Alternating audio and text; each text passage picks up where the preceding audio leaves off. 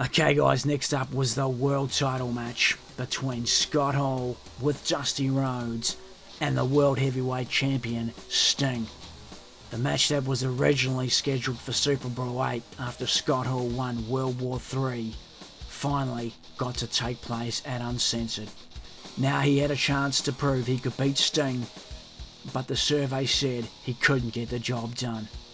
A chokeslam by Hall early on and the mockery of a giant gave Sting time to go after the challenger and throw him outside the ring. Back inside, Hall whipped Sting into the ropes and suplexed him to the mat.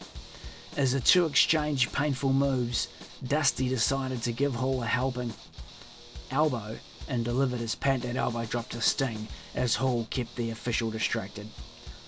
Hall then went for the cover as Dusty yelled, "Take it home!" But Sting, ever resilient, managed to kick out.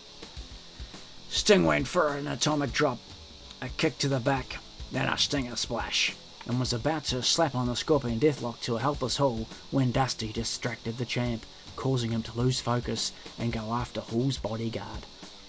Dusty then threw some brass knuckles to Hall, who quickly used them to flatten Sting. But even after the brutal punishment he had endured, Sting kicked out again.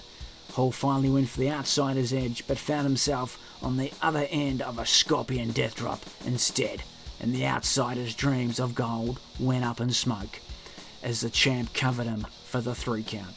The winner, Sting, by pinfall, and he retains his World Heavyweight Championship.